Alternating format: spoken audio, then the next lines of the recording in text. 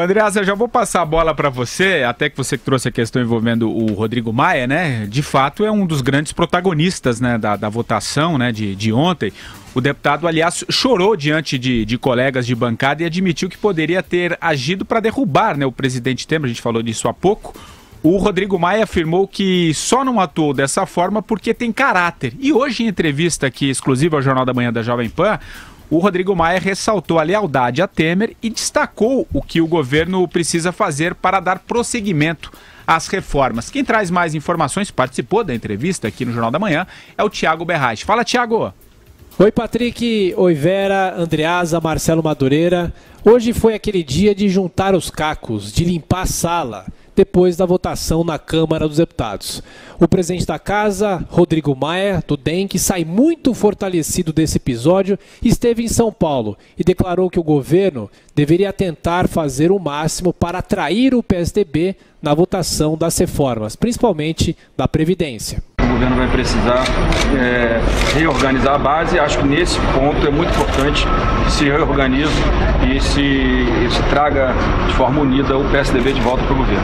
Minha prioridade é a agenda de votações, que passa, claro, pelas reformas econômicas, mas também passa por outras agendas que a gente já começou a discutir no final do recesso, como o tema segurança pública, que é um tema muito importante também. Um pouco antes desse evento aqui em São Paulo, o presidente da Câmara concedeu uma entrevista ao Jornal da Manhã da Jovem Pan e declarou o seguinte: ele reafirmou a lealdade ao presidente Michel Temer, dizendo que não poderia sair do processo como um conspirador e um canalha.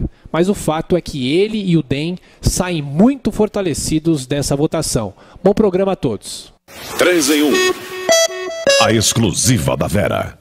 Vera. Essa vinheta me deixa intimidada, né? Eu lembro que eu tenho informação, eu falo, mas quando eu ouço eu já fico meio intimidada. O que é a exclusiva neste caso? É mais análise do que informação. Rodrigo Maia, com essa vitória que ele colheu, ele reaglutinou um pedaço importante da Câmara sobre o qual ele não tinha um grande domínio, que o Eduardo Cunha tinha, e ele não, que é o chamado Centrão.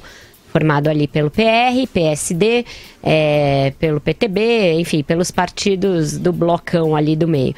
O que é a exclusiva da Vera? Pasmem, senhores, Rodrigo Maia já é candidato e assim é tratado nos corredores da Câmara ao 3º mandato de deputado federal.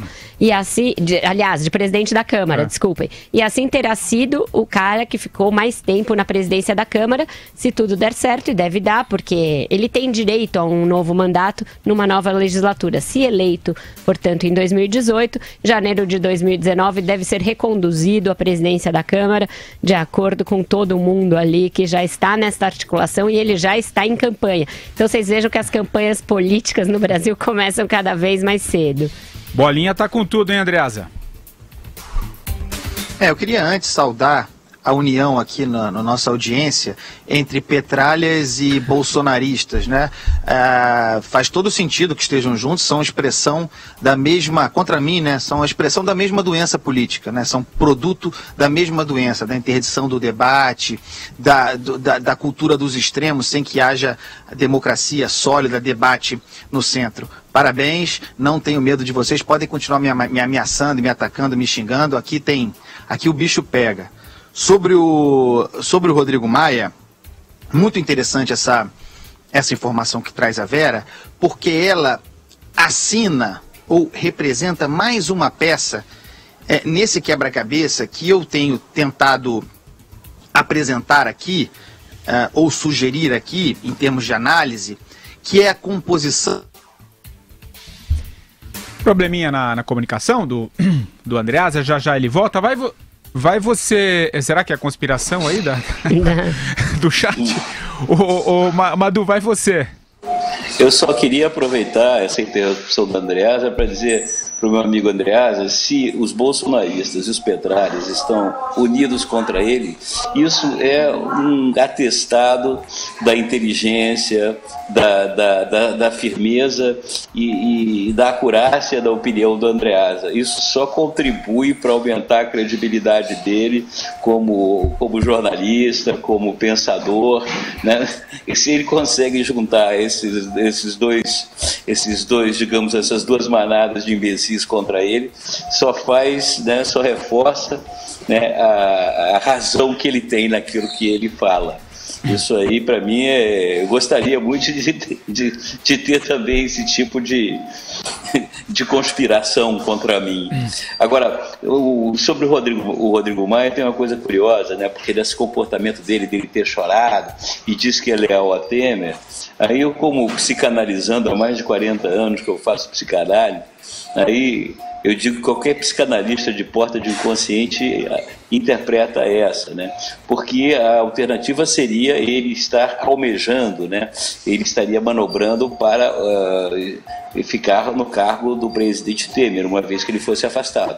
Mas aí é um equívoco, porque pela Constituição ele ficaria por um tempo determinado, se não me engano 90 ou 60 dias, e seria obrigado a convocar eleições indiretas para a presidência da República. O que mostra, né, nessa declaração dele de lealdade e nesse pranto crocodilo que ele deve ter, né, pranto de crocodilo que ele falou, da intenção dele, inconsciente ou não, de fato ele quer e pretenderia realmente dar um golpe no presidente da República. Não o deu, por perceber que não teria intento, não conseguiria, né? Então você vê, em política, assim como um casamento, lealdade é só uma questão de ocasião, é uma coisa de circunstância, né? Não é uma coisa de vontade. Ô Andreasa, conclua aí o seu raciocínio. Não, o que eu queria dizer é o seguinte, essa notícia que trouxe a Vera, né, essa exclusiva, o acerto para que o Rodrigo Maia permaneça como presidente da Câmara na próxima eleição, acho que é melhor... Voltou. Mais ou menos. Já a gente refaz. Ainda sobre o Rodrigo Maia, isso que o Madureira falou, a análise psicanalítica da conduta dele, né? O I'm your father ali, do Darth Vader, que o Temer falou pra ele. Ele foi pela psicanálise, mas tem informação para corroborar isso aí também. O Rodrigo Maia chegou a flertar com a possibilidade de dar o empurrão que faltava para o Temer ir para o cadafalso, e aí ele seria o candidato mais viável numa eleição indireta, numa eleição que se daria pelos próprios pares, né? Quando que se deu isso? Há cerca de 2 semanas, segundo todos os relatos que eu colhi, bem naquela fase que a gente comentou aqui que ele estava flertando com isso, quando ele esteve em Buenos Aires, levou com ele na comitiva para Buenos Aires o Jarbas Vasconcelos, que é um dos PMDBistas mais críticos ao Temer, esteve com investidores, começou a opinar sobre economia, então ali ele estava medindo as circunstâncias. O que aconteceu para que ele recuasse? Ele foi procurado por vários ministros e por vários interlocutores do governo que cobraram essa lealdade e disseram: meu caro, você será o Temer amanhã, você será o próximo, não creia que você vai ficar a salvo se assumir a presidência da República, você será o próximo alvo da Lava Jato. E se você cair, o Eunício será o próximo, e chegaremos a um ponto em que a presidente da República na eleição de 2018 será a presidente do Supremo, ministra Carmen Lúcia. É isso que nós políticos queremos? Teve esse papo reto entre o Temer e entre o Rodrigo Maia e pelo menos 2 fontes com as quais eu conversei.